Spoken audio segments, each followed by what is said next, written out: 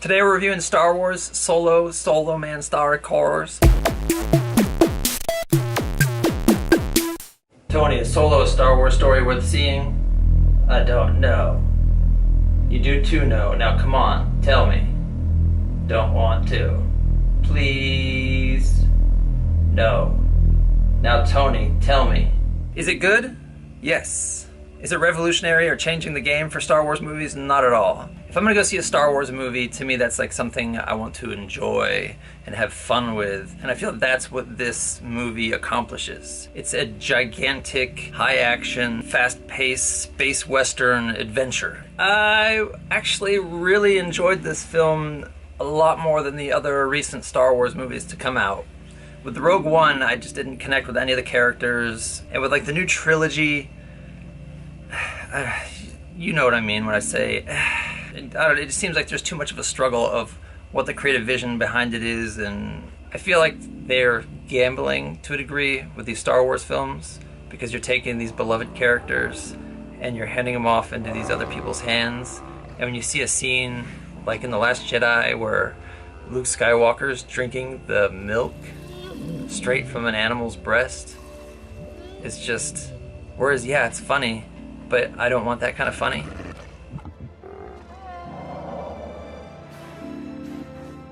With the other films, I feel like there's been scenes that kind of take me out of the movie or just like, what? And I didn't feel that happen in this film. All the characters felt authentic to who they were in my head already. So that's why it was fun for me to kind of see some of those characters meet each other for the first time. Like Han Solo meeting Chewbacca or Han Solo meeting Lando Calrissian.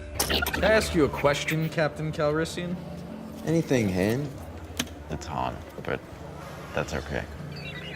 As far as the timeline as Star Wars movies goes, Solo comes 9 years after Revenge of the Sith and is 5 years before A New Hope. Let's get into what I did and did not like about the film. Visually, it was amazing. The CGI, the special effects, everything looked really, really good. Like I said, it's like a space western. It even has a train heist in it. I also felt like this Star Wars film made that universe feel real. There was something a little bit more organic to it for me. The film has a very fast pace. It's kind of go, go, go. A lot of action films for me fall flat because it's just, once it gets to the action part, I kind of tune out because you already predictably know what's going to happen, so you're just watching it unfold.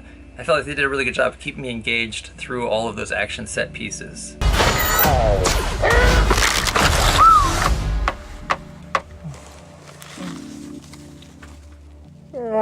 One of the areas in which this film really succeeds is in its casting. Alden Ehrenreich taking on the iconic character of Han Solo, I felt did a phenomenal job. I would be completely on board to watch him play this character in a multitude of films after this. He actually reminded me a lot of Leonardo DiCaprio, a younger Leonardo DiCaprio, kind of in that like Catch Me If You Can phase. Donald Glover playing Lando Calrissian, again, knocks it out of the park. Really good job with the character. No, you can't wipe them off. They're holograms. You've got Woody Harrelson playing the scoundrel mentor type to Han Solo's character. If you come with us, you're in this life for good. The casting of the minor characters I thought was really well done. You've got Tandy Newton, Signalman, pilot, hell, I'll just take them all out. What are we looking at? John Favreau. Oh, is that a Wookiee? Phoebe Waller-Bridge. Ready and... Like, I think she's an amazing actress, and I love her TV show, Fleabag. I feel like she was there for comedy relief, and they've been doing this with all the films lately where they have a robot character that's supposed to be funny. You're right. Doesn't sound so bad to me. And I guess you could say like C-3PO and R2-D2. How did we get into this mess? We seem to be made to suffer. It's our lot in life. Bloop, bloop, bloop, bloop. What? Bloop, bloop, bloop, bloop, bloop. Is that what you're gonna? Is that how you're gonna do it? Blob, bloop, blab, blob. That's how he does it, isn't it? No, he makes a whistle. He communicates via a system of beeps and whistles. He doesn't say bleep, blap. Bleep, boot. Boot. There is a little bit of development with her character in terms of Lando Calrissian and her relationship is kind of the comedic relief, social justice warrior feminist character. So a lot of her dialogue just did not play well. Now I felt the Emilia Clarke character just did not work for me. Everything they were setting up with her, to a degree. I'm not going to spoil anything. There are a few scenes with her that are redeeming of that character, but they didn't do a good enough job establishing the love story between Han Solo and her character to have me on board with Han Solo's motivations throughout the film. It felt like she was in a comedy, which a lot of times felt out of place when she was in the movie.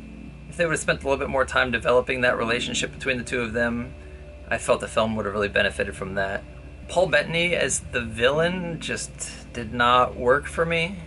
Did he do a bad job? Not necessarily, but... Well, I admire anyone who can crawl their way out of the sewer. Did I like the character? No. When Paul Bettany was on screen, that was when I found myself the most bored with this film. And I don't blame Paul Bettany for this, I blame it more on the writing. But also, Michael K. Williams was supposed to play the Dryden character, which was taken over by Paul Bettany. And that was probably one of the weakest areas of the film for me. Then I get the phone call that 80% into the movie, there's only 20% left to shoot in the movie. Lucasfilms and the directors, they didn't see eye to eye anymore, and they were fired.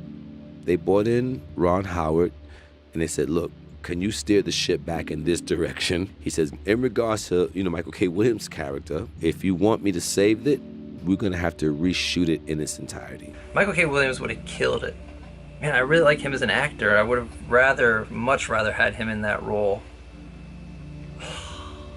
There's a lesson to be learned here. I feel the film would have been better if we had a few scenes where we could just have quiet moments where the characters are interacting that weren't necessarily built upon exposition, so we could bond with them a little bit more. And that's where Paul Bettany's character and Emilia Clarke's character just get lost in the whole mix for me.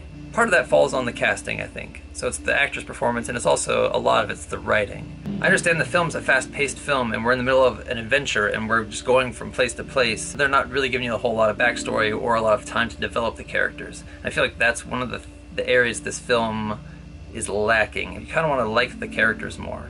The fact that we get to follow the entire story from Han Solo's perspective, and we're not jumping from different characters and telling multiple stories, is also something that this film benefits from. One of the highlights of the film is all the actors' chemistry together, and that's mainly on the shoulders of Alden Ehrenreich, Donald Glover, and Woody Harrelson.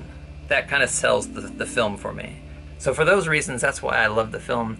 But I also feel like, and this, maybe it's because there was two sets of directors. It's not an ideal situation to have another director come in and reshoot your film.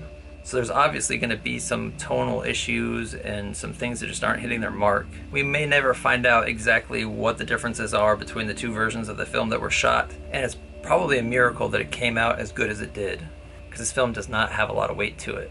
And I think that's going to be one of the biggest criticisms. This film might almost be disposable.